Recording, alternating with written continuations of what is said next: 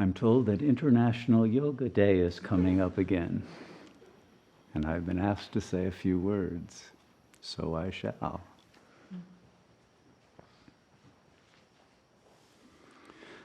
First of all, let me say that it's entirely appropriate that it is an international day, because yoga has always been international, at least to the extent that in the ancient world there were nations. Maybe we should say inter-kingdom yoga and intercultural and interdharmic, because yoga was an inheritance from a prior age, and it only became known as yoga in Kali Yuga, at the very installation of Kali Yuga, in fact, which was installed by the teaching of yoga, by the first teacher of yoga, Shunyamurti. So we have to understand yoga accurately, because yoga has evolved, or some would say devolved, over the last several thousand years into what is now today known by most people to signify a series of physical exercises and some very strenuous aerobic style exercises, others that are more yin, laid back style, but it's a focus on the physical organism. And some yogas will include pranayama and breath work, others will focus more on the asanas, and various different styles and approaches have developed, some more focused on the healing of pathological conditions and others focusing on the development of the potentialities of the organism. But of course, originally yoga was focused not so much on the body, but on consciousness itself. In fact, it was the original science of consciousness. And it predated the appearance of what are now called the religions of the world, including Hinduism. And it's important to note that, because there are a lot of Hindu fundamentalists today who want to claim a monopoly of yoga, that yoga belongs to the Hindus and those Westerners shouldn't have a right to steal our heritage and make money out of it. Well, in a way, I agree with that in terms of using yoga merely for commercial ends and merely for physical ends when it's a spiritual practice. But nonetheless, it predates what is now known as Hinduism. It predates the Vedas. And it's very clear that yoga has always belonged to all of the dharmas. In fact, if you go to Buddhism, nearly every school of Buddhism has its own form of Buddhist yoga. In fact, one of the main schools of Buddhism is the Yogacara school. Yogacara Buddhism means Buddhism as the practice of yoga. So unless the Hindus want to sue the Buddhists for a monopoly on that term, they shouldn't bother with the Westerners yet. And not only the Buddhists, but there is Jain yoga, and there's Taoist yoga, so they'd better sue the Chinese as well. And if you go into the ancient world and you understand the word yoga, which means yoke or union, it's the same word that is used in the Greco-Latin word for religion. Religion means reunion. And in a way, reunion is more accurate than simply union, because it is a remembrance of a unity of consciousness that has been forgotten and ruptured. It's a return to a prior condition, and the recuperation of a lost level of consciousness that, as a result of that loss, has led to a fall of human consciousness into conflict. which is in a way the theme of Kali Yuga, the loss of that original consciousness. And in the mythology of the West, the story of yoga is really very accurately presented in the book of Bereshit, or Genesis, in which, in the Garden of Eden, there are already two trees, the tree of life and the tree of the knowledge of good and evil. Now, originally, before Kali Yuga, in a mythology that would have been present, there would have been only one tree, just the tree of life. Why is there a situation where there are two trees, and one of those trees is forbidden? So what is being forbidden that the fruits of which are eaten anyway by humanity, which leads to this fall into a nomadic condition of the loss of paradise, of the kingdom of heaven, and the need to struggle in order to refine the lost consciousness? Well, the tree of life represents non-duality consciousness. And the tree of the knowledge of good and evil means a fall into consciousness that functions on the basis of a dualistic logic. And that dualistic logic of yes or no, right or wrong, up or down, creates a rupture between the self and the other, because thought now becomes embedded in and used by the lower of two, let's say, internal organs. They are called that in Sanskrit, the antakaranas. There are two organs of consciousness within the human being. One is the buddhi and the other is the manas. The manas is the mind that functions in duality, with a dualistic logic. Whereas the logic of the tree of life is that of non-duality. And non-duality itself is the realization of eternal life. Once consciousness falls into duality, it immediately generates a sense of a duality between mind and body, and an identification of mind with body. And since body is mortal, the consciousness now loses its sense of eternal life, but has now a sense of mortality through its identification with the body, and therefore fear enters in, and desire enters in, and consciousness loses its bliss. And so the search in Kali Yuga has been for, how do I find the bliss that I'm missing in life? And of course, people start looking for it in lower and lower levels of enjoyments that give a temporary pleasure, but a long-term pain and suffering. And this creates ever more karma, and ever more of a sense of lostness in the world of illusion. Duality is another word for Maya. And so what yoga is the science of how to reactivate the higher form of cognition that doesn't function with a dualistic logic, but functions with a non-dual realization. And that science of consciousness was known throughout the ancient world. Not just in India, it was known in ancient Egypt, it was known in China, it was known in Tibet, it was known in Persia, it was known by the Scythians, it was known and learned by the Greeks, and then later it traveled into different parts of Europe, and it was even known in the Americas by the tribes that lived there. But again, the science of that consciousness gradually got lost and weakened, and the yogis who could teach that, who could transmit that knowledge, became fewer and fewer, and the teachings became more and more distorted and more focused on the somatic rather than on shifting the psychological state from that of ego consciousness to that of the real self.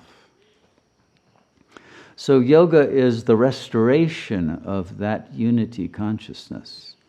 that is not identified with the individual body and therefore not egocentric, and is inherently not in conflict with anyone, because in non-dual consciousness there are no others. And this is why the great mantra, aham maham, I am I, is so important. Because it means that whatever I see in non-duality is only the self, myself. There are no others. And there is no world, and there is no God. There is only what is, which is the self.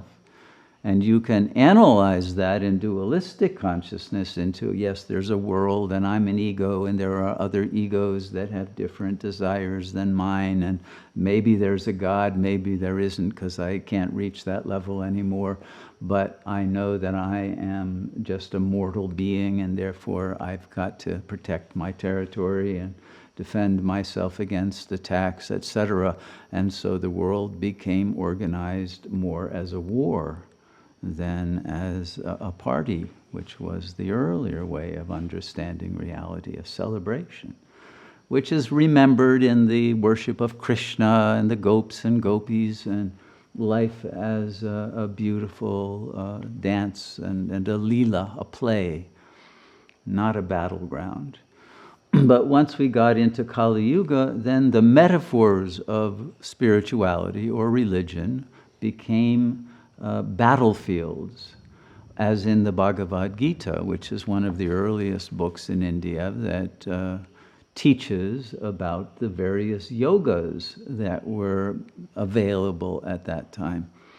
And it's very interesting that the hero, Arjuna, of that book, who is being taught yoga by Krishna, who is the embodiment of non-duality consciousness, at first falls into a total emotional collapse. Here we have a hero who has to fulfill his dharma as a kshatriya, as a warrior, but he's going to have to kill his own relatives in this battle because they have violated the dharma, and they have usurped the kingdom and have brought unrighteousness into the world. And his duty now is to violate one commandment of honoring one's relatives in order to protect a higher law or dharma, which is to keep righteousness and fairness and truth in a situation in which the unfair consciousnesses of egos cannot usurp the kingdom and bring a downfall, a corruption. But he can't do it because his own consciousness is divided against itself. And so he's paralyzed. And this is the story basically of every ego, which is paralyzed. It has no will to act with any strength because it's always in conflict between two loyalties, two loves, two attachments. And it cannot transcend that duality in order to be able to act with vairagya, with dispassion toward the phenomenal plane, which is the plane of duality and of illusion, in order to bring that higher consciousness of non-duality to integrate it again within the plane of what is thought of by the dual consciousness as a world full of multiplicities of beings, into a non-dual whole once again. But because it already believes in the reality of duality and of otherness, it cannot act with the power that it needs to act. And this is the technical problem that everyone has to encounter in their approach toward the dissolution, the extinguishing of ego consciousness, and the necessity to suppress the manas so that the buddhi can awaken and that non-dual consciousness can reveal itself as more real than the unreality that was being fed to one by the misinterpretation of the information it was receiving through the sense organs and through its empirical knowledge within the frame of reference of duality, that would only give it feedback that would become a self-fulfilling prophecy of that duality, and the dependence upon the approval of the other in order to feel good about oneself. And this is what weakens and paralyzes every ego that cannot function independently with its own sovereignty and act decisively to do what is needed in every moment, because it can only act from an ego which cannot see clearly the truth of the situation of non-duality, because it is always projecting its own internal conflict, its own self-hatred onto the other and demonizing that other. And therefore, all it can do in its own behavior is to continue the non-dharma, the act of aggression. That is what we must be healed from. But the ego cannot transcend its own aggressivity out of fear that if it puts down its weapons, then it will be exploited and dominated by the other. And so the ego consciousness then falls into its pitiful collapsed state. You could call it the dark night of the soul or whatever else. But once you are in recognition of the fact that your actual approach to reality, your own organ of cognition, is the cause of your inability to act with empowerment and clarity and accuracy, then you realize that you must go through a process of activating a higher organ of understanding that will enable you to download wisdom that transcends what the ego consciousness is capable of grasping. But to do that, one must first surrender. Before one can be filled with the higher power, one must be willing to make the space by emptying out the mind of its lower powers that are no longer of any use to it, that are actually its own self-sabotage, its own enemy. But that feeling of vulnerability, of putting down its sword and its shields and just being present without any defenses, is terrifying to the ego. And so the science of yoga is a science that needs to take place because of this interim condition of vulnerability that requires dependence upon an outer guru to be able to transmit the vibrational frequency that will activate the higher organ of the buddhi, so that one finds one's inner guru, and then one doesn't need to be dependent. One can finally be independent, not only of an outer guru, but of any approval of any others or of any conflicts with any others. And one can be free to access that same store of information and creative intelligence that is capable of solving all problems that can arise in one's world. But in order to do that, there is this moment of the need to take a leap into the unknown and become completely vulnerable in order to learn something that cannot be learned by the ego mind on its own. And it's going to have to suspend all of its judgment and all of its fear and all of its aggressivity in order to be able to take in what is being offered that will be able to raise the vibrational frequency to awaken the buddhi. And so this is what the purpose of all of the yogas and the religions are, to activate that which in dualistic terms would be called God consciousness. But it requires the death of ego consciousness, and the ego doesn't like that idea. And so this is the point of hesitation and despair that causes most people who start out on a spiritual path to settle for an imitation version of it, or to simply become cynical and go back into the world of egos and say, there's nothing there beyond the ego mind.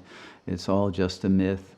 I'm going to just stick with my ego. I'm resigned. I accept that this is all either that I'm capable of or all that exists. And since the postmodern ideology of materialism and scientism and of the belief that the consciousness is simply a product of neuronal activity, it accepts that there is no possibility of a higher consciousness that's not simply generated by the brain, but that is part of the intelligence that's all-pervasive and all-encompassing of the universe as a whole. So that's the question that everyone has to answer. If it is possible that you can access a level of intelligence infinitely more powerful than your own ego now, wouldn't you want that kind of an upgrade to your computer system? But you have to be vulnerable enough to let the computer repair person go in there and delete the old program so that the new one can be installed.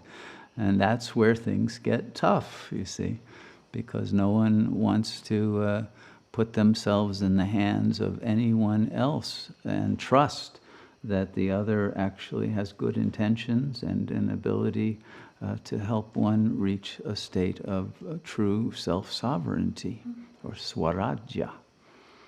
So this is the meaning and the purpose of yoga, to activate the higher potentialities of consciousness that we are designed to use. But through the process of the increasing hegemony of the duality consciousness, yoga itself, as part of that gradual degradation of consciousness, has devolved into many, many forms. You could say it is another example of the tree of the knowledge of good and evil. And now many branches of yoga exist within that duality. And through time, the yogas that have developed within all of the various traditions have become more and more focused on the body than on the consciousness, because no one was willing to go through that rite of passage that Arjuna did in the Bhagavad Gita and get past his fear of having to be reprogrammed and of having to kill his relatives. Now, of course, it's a myth and a metaphor for killing your internal superego figures and your internal inner child and all of its relatives that are in there, that are mental objects that one is loyal to, and that create a psychic habitat in which the ego is comfortable, because mommy is there and the daddy one hates is there, and one can hate him and get away with it and project it on the world and live out those narratives as if they are reality. And one can live in such a fantasy bubble for one's entire life and believe in it, even though at some level one knows one's not living an authentic existence and one is suffering. And so if you want happiness and you want authenticity and you want power, real power, then the only way to do that is to dissolve the ego mind and bring in fully the God self, the real power that is the intelligence that creates, sustains, and destroys all worlds. And then from their destruction brings rebirth. And so only if one is not afraid of death is one going to be able to go through the eye of the needle of one moment of destruction of one's world into the rebirth of a new world. And so we have been in a situation where, as the availability of the Buddhi mind to function and guide humanity accurately, which at first was done by the Brahmins. That ancient India had a class or caste system, and the kings were not the highest caste. The kings and the queens and all the royal court people, the prime ministers and all of that. No, the highest caste were the Brahmins, but they had no actual political or military power, but they had such a power of wisdom that the people of the kingdom, if they heard that the Brahmins were against what the king wanted to do, if the king wanted to go to war and invade another kingdom and it wasn't righteous or fair, and the Brahmins said, you can't do this, kingy, the king couldn't do it. They literally had enough power that the army wouldn't fight unless the Brahmins were behind it and did the right pujas and sacrifices to the gods and said, yes, this is dharmic and this is what we must do.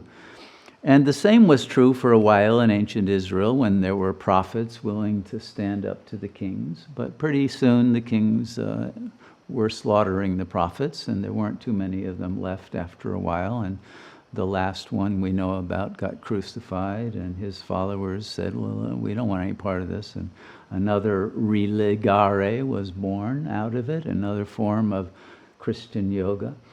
And in that same ancient world, and especially in the Greco-Roman area, the yoga that was followed was mythologized, again, as it was in the Bhagavad Gita, but with another mythology based on the understanding that yoga is a form of accessing a higher level of knowledge, or jnana. And the word jnana, or jnana, it actually is a G-N-Y-A-N-A, if you pronounce it accurately. This knowledge is the knowledge of non-duality, realized as truth, not just as an intellectual proposition. Well, that became what was known as gnosis, the same word in the West, and the Gnostic religion was the earliest form of that metaphor of the teachings of Jnana Yoga in the West. And the Gnostic religion was part of the earliest Christian tradition of the teachings of the Essenes and of John the Baptist and of all the early Christians, until a political schism within Christianity itself brought about an internecine war within Christianity that eventually led to the hegemonic takeover of Christianity by the Roman Catholic Church, etc. I won't go into all of that history, most of you know it, but it is all part of the history of yoga. It's one of the main yogas, is the yoga of Christ. And so you can find a point-by-point correspondence between Christian yoga, when understood in its esoteric, mystical version, and the yogas of India, whether Hindu or Buddhist or Taoist. And this congruence between all of the yogas, when they are understood as approaches to a psychological self-transformation, create a recognition that there's always been only one religion in the world, and that's the religion of shifting consciousness from the manas, the dualistic form of perception, to that of perception of non-duality.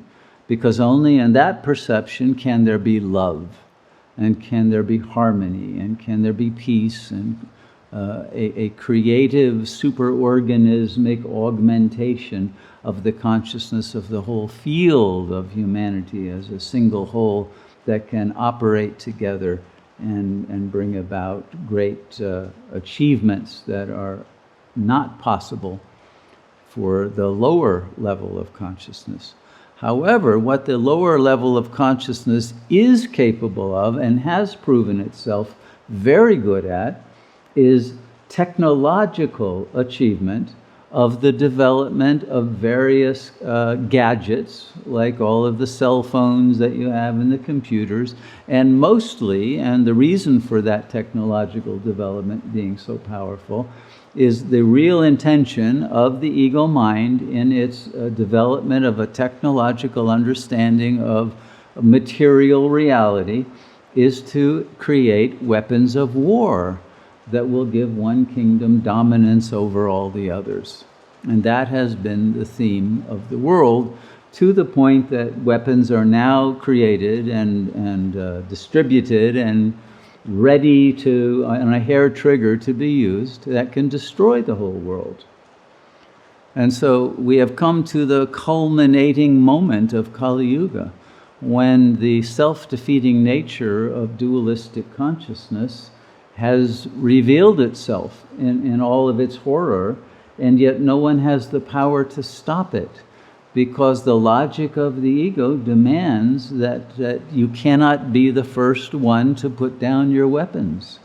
And so the ideal of disarmament is hopeless. No one's ever going to do it. And no one's ever going to trust that if I put down my thermonuclear missiles, the other will put them down, and they won't hide some, and then I will be blackmailed by the other, etc. And it would happen that way, frankly, at the level of ego consciousness. So there is no way out, and except for a return to real yoga that will bring us to a level of consciousness where we can deactivate those weapons with the higher potentialities of consciousness and bring about a new world that is free of such conflicts. And so at this very last moment of total despair, when everyone's in the state of Arjuna in that first chapter of the Gita, and there is about to be the war to end all wars and worlds, we are at that moment when the return to yoga as an international presence in the world has made this signifier again highlighted to the consciousness of humanity. And even though many practice yoga more as a physical practice, even those know it is actually a spiritual practice, and that its ultimate intention is to be able to relax the physical body, remove the stress, so that a higher level of presence that can establish itself in a silent and peaceful mind can transform one's consciousness, and therefore give one the power to love and to function with wisdom and with fearlessness and with clarity and accuracy, and be able to relate peacefully with others. And so this higher level of consciousness has returned to the world now in, granted, a marketable format, but a format that also presents, again, that esoteric dimension of reality in an accessible way that can enable us to use the manas, the capacity for logical analysis that produced technology of the physical kind, to also promote the development of psychotechnology, in which we can use the manas to activate the buddhi, and then use the buddhi to deactivate the manas, and by that bootstrap ourselves into that higher consciousness. And thus, this is the real purpose of jnana yoga, to use the knowledge of that tree of duality in order to get you to a higher logic of non-duality and give you the understanding of why it's important and the willpower to stay in that state, and thus conquer all of those traces of the ego that are fragile and weak and feel inadequate and unworthy and have all of the other traces of pathology that has brought about all the ills that the world is suffering from.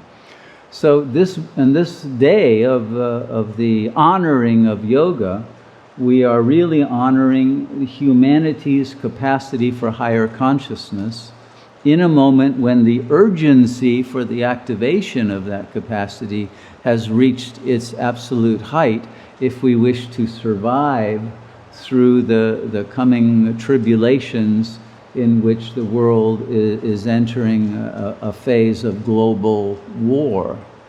And if we are to overcome that, we can only do it from a level of consciousness that is cosmic, that recognizes the world as a dream that is a projection of that unified consciousness, that therefore has the power to redream it, to manipulate the dream from an awakened state and bring about a shift of the nature of phenomenal reality itself, not having to do it through conflict, but through the transcendence into the state of bliss that overrides the noise of the conflicting egos with the signal of absolute presence and power and bliss that everyone is searching for, that can be fulfilled from that single source of awareness which activates every brain, every being,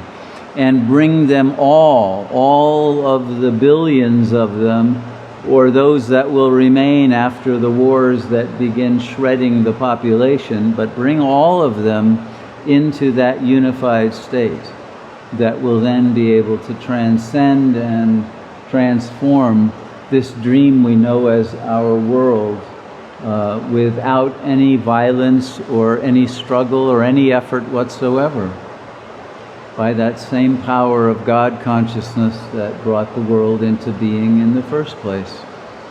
So it is the knowledge that this is not just pie in the sky, this is not just some myth, this is science. But if you're going to become a scientist, you have to take seriously the need to do the experiment and discover that power and make it real, not just an idea in your mind. Wouldn't that be nice? But to make it happen through the extinguishing of the ego and the rebirth of your own divinity. And this is the purpose of all religions, but no one has ever fulfilled those purposes, because no one in ego consciousness can really believe the teachings of non-duality. But once we recognize that it's our only hope, and if you don't go for it, then you're settling for the earth becoming a thermonuclear ruin without any hope of any salvation from that wreckage, then you will make the leap into the unknown of your own real self and make yoga a reality and use that power for the restoration of that dream of a beautiful world in which there is peace and love and harmony, and a complete elimination of the nightmare that the ego used to override the dream of God. It's this moment in which it must be done, and it can be done, but it can only be done through yoga. So may we all become real yogis, and not just on one day of celebrating International Yoga Day, but every day, and make every day the eternal now that is able to transform reality into the image of the Supreme Self that we all together are.